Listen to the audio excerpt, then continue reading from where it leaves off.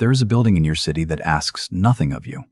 No purchase required, no appointment, no password. You simply walk in. And suddenly, you are surrounded by millions of words written by people who are no longer alive. Their thoughts, their fears, their discoveries, all waiting perfectly still on a shelf. We call it a library. We pass it every day without wonder. But stop for just 1 second and think about what it actually is. A room built specifically to hold human memory, not gold, not weapons, not food. Memory. Somewhere, thousands of years ago, a person decided that what they knew was worth keeping, worth the effort of recording, storing, protecting. And that decision changed everything. So the question is, why? Why do humans feel this need to store what they know? We tend to imagine the first libraries as grand and noble places, tall columns, candlelight, robed scholars bent over ancient texts, searching for the meaning of life. But the truth is far less romantic and far more human. The oldest written records we have found come from Mesopotamia, the land between two rivers in what is now modern Iraq. They are small, flat pieces of clay pressed with a reed and left to dry in the sun. Some of them are over 5,000 years old. And when archaeologists first began to read them, they expected poetry, philosophy, perhaps prayers to forgotten gods. What they found instead were lists. Barley received, oil distributed, workers paid, goats counted, debts recorded. The very first writing was not art, it was accounting. This tells us something important about why humans began storing knowledge in the first place. It was not a search for beauty or truth. It was a problem of scale. As early communities grew larger, too large for one person to remember everything, the human mind simply reached its limit. There were too many people, too many transactions, too many responsibilities to hold in memory alone. So they externalized it. They pushed their memory outside of their heads and into clay. Think about what that moment represents. A person sitting in an early city realizing that their own mind was no longer enough, that the world they had built was growing beyond what any single brain could contain, and their response was not to slow down, not to simplify, but to invent a new way of remembering.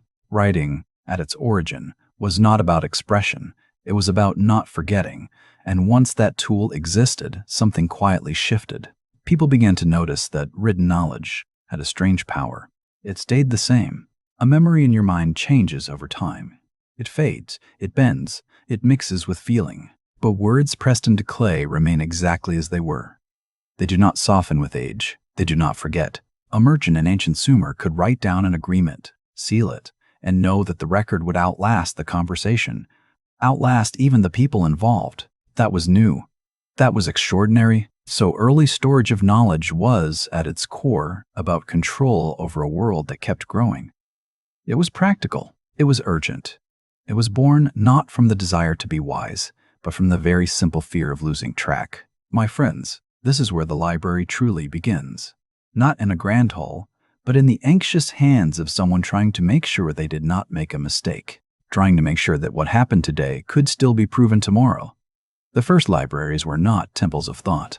They were tools of survival, and yet, once humans discovered that knowledge could be kept, really kept, across time and distance, a new and more dangerous idea began to form. If knowledge could be stored, then knowledge could also be controlled. Once a society learns that knowledge can be stored, the next question arrives almost immediately, and it is not a philosophical one. It is a political one. Who gets to keep it? In the ancient world, the answer was clear. The people already in power.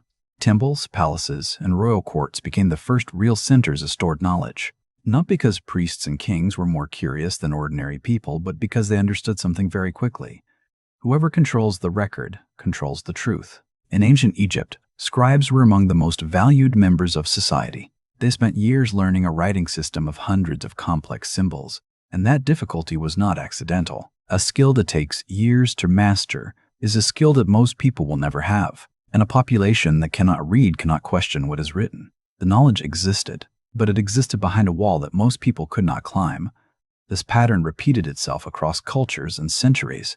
In China, imperial archives stored astronomical records, legal codes, and historical accounts, all carefully managed by officials appointed by the emperor. In medieval Europe, monasteries became the keepers of written knowledge during a period when literacy outside the church was extremely rare. Monks copied manuscripts by hand, preserving texts that might otherwise have disappeared entirely. But they also chose which texts were worth copying and which were not. That choice, made quietly in cold stone rooms, shaped what the future would know about the past. Here's what makes this transition so significant. Knowledge storage had begun as a practical tool, a way to manage a growing world. But as it moved into the hands of institutions, it became something else entirely. It became a system, and like all systems, it had rules about who belonged inside it and who did not. Consider a farmer in ancient Mesopotamia. The records of his labor existed somewhere.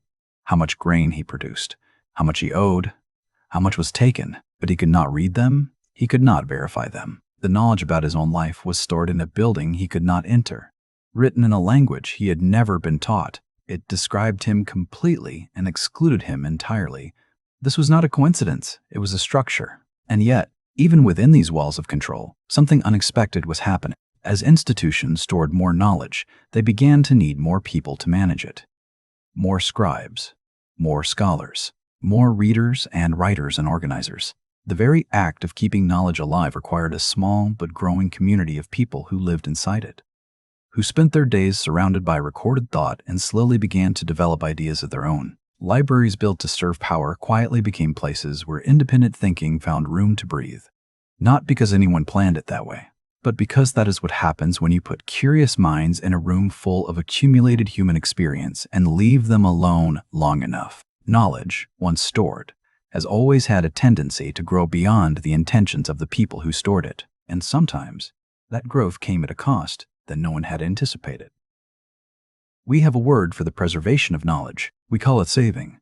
But every act of saving is also, quietly, an act of choosing. And every choice to keep one thing means choosing to leave another thing behind. This is the part of library history that rarely appears on the wall of a public reading room. When the great Library of Alexandria burned, or rather when it declined slowly over centuries through neglect, conflict, and deliberate destruction, what was lost was not just papyrus and ink. What was lost were entire ways of understanding the world, medical texts, mathematical discoveries, philosophical traditions that had taken generations to develop. We do not know exactly what disappeared because that is precisely the nature of lost knowledge. It leaves no record of its own absence. We only know that certain voices went silent, and that the silence was never random. Throughout history, the destruction of stored knowledge has almost always followed a recognizable pattern. It is rarely simply fire or accident. It is targeting. Conquerors burn the libraries of the conquered. Institutions quietly remove texts that challenge their authority. Entire literary traditions are allowed to decay because no one in power considers them worth the cost of preservation. The knowledge that survives is not simply the knowledge that was strongest or truest. It is the knowledge that was protected by someone with the means to protect it. And that protection was never evenly distributed. Think about this for a moment. The history you learn in school, the names, the dates, the civilizations considered important enough to study, that history was assembled from what survived. And what survived was shaped by who had the resources, the authority, and the motivation to preserve it. Ordinary lives, minority voices, indigenous knowledge systems, the experiences of people without access to scribes or stone or institutional power. Much of this simply did not make it through, not because it lacked value, but because value, in the context of preservation, has really been decided by those whose knowledge was at stake. A monk copying manuscripts in medieval Europe would choose the texts his abbot approved. A royal archivist would organize records in ways that supported the legitimacy of his king. These were not always acts of malice.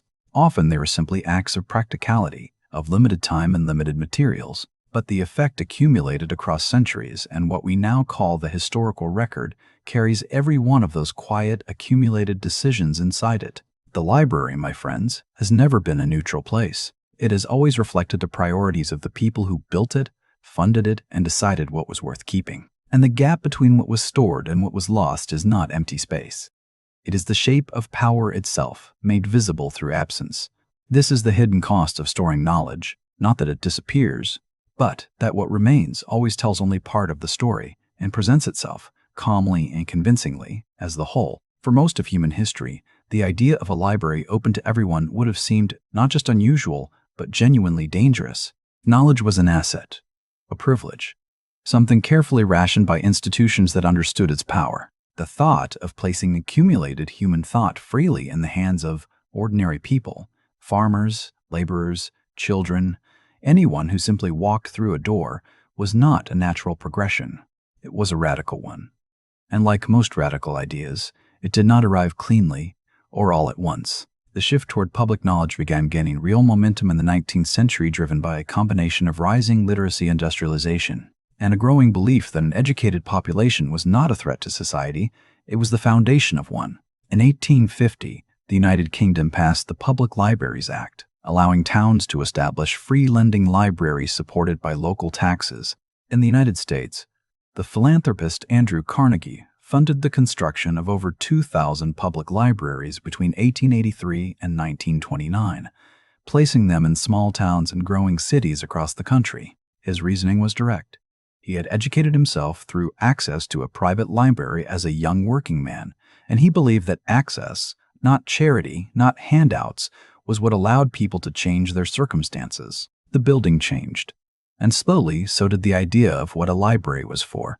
For centuries, the library had been a vault, a place where knowledge was stored, protected, and made available only to those deemed qualified to use it. The public library proposed something entirely different. It said that knowledge was not a reward for those who had already arrived. It was a resource for anyone still trying to get there. This sounds simple, but it carried a meaning that went far beyond architecture or book lending. When a young woman in a mill town in northern England walked into a public library for the first time in the 1880s and discovered she could borrow any book on the shelf. A book on astronomy, a book on law, a book on the history of ancient civilizations. Something shifted in the relationship between ordinary people and accumulated human thought, not because she immediately became a scholar, but because for the first time, no one had decided in advance what she was allowed to know. But gatekeeping was not gone. Libraries still had selection committees, still reflected the cultural biases of their time, still held some voices higher than others. But the principle had changed. The default had shifted from exclusion to access. And that shift, modest as it seemed in any single building on any single street, represented a genuine transformation in what society believed knowledge was for. Not a tool of governance, not a symbol of institutional authority, something closer to a right. My friends, the public library is so familiar to us now that we barely notice it. We walk past it, we perhaps occasionally walk in, but it represents the end of a very long journey, from clay tablets locked in palace storerooms to open shelves that ask nothing of you but curiosity. And yet, even now, even with all that openness, the deepest question about why humans store knowledge at all remains quietly unanswered. Here is something we're sitting with. Every book ever written will eventually decay. Every hard drive will fail. Every server will one day go dark. The materials we use to store knowledge, clay, papyrus, paper, digital code, are all, in the long view of time, temporary. We have always known this, at least somewhere underneath our awareness, and yet we have never stopped trying. We have never stopped writing things down. That persistence is not entirely rational. And perhaps that is exactly the point. When you look at the full arc of this story, from a scribe pressing numbers into wet clay in ancient Mesopotamia, to a monk copying fading manuscripts by candlelight, to a young woman pulling a book from a public library shelf for the first time, a pattern emerges that has very little to do with practicality. Yes, humans store knowledge to solve problems, to manage complexity, to pass skills from one generation to the next. These are real reasons, and they matter. But underneath all of them, there is something quieter, something more personal. Humans store knowledge because they are afraid of disappearing, not just physically. We accept, most of us, that our bodies are temporary. What frightens us more, what has always frightened us more, is the idea that we might pass through this world and leave no trace, that we might think a thought no one has ever thought before, feel something that changes us completely, understand something about life that took years of living to reach, and then simply take it with us when we go. The library, in all its forms, is a response to that fear. When an elderly scholar in Alexandria sat down to write what she knew about the movement of stars, she was not only recording astronomical data, she was saying, "I was here, I looked up, I understood something, and I do not want that understanding to die with me." When a medieval monk copied a text he had already read 100 times, he was making a quiet promise to someone he would never meet that this thought, this idea, this way of seeing the world would still be waiting for them when they arrived. Every library is, at its heart, a collection of those promises. And what makes this beautiful and a little heartbreaking is that it works. Not perfectly, not completely. We have seen how much is lost, how much is filtered, how much never makes it through. But enough survives. Enough crosses the distance between one human life and another that we can sit today with the thoughts of someone who lived 3,000 years ago and feel suddenly that the space between us is not as large as we imagined. That is not a small thing. We are, perhaps, the only creatures on Earth who understand that we are temporary, and who respond to that understanding not with silence, but with the urgent, imperfect, deeply human act of writing it all down, of building rooms to hold what we have learned, of leaving the door open for whoever comes next. The library is not just a building, my friends. It is a conversation across time, one that began long before us, and one we are all, whether we realize it or not, still part of. So the next time you walk past one, or into one, pause for just a moment. Think about what it actually is. Not a quiet room full of books, but thousands of years of human beings refusing to let go, refusing to let what they knew, what they felt, what they understood about being alive, simply vanish. There is something worth honoring in that refusal. Until next time, my friends, sleep well and stay curious.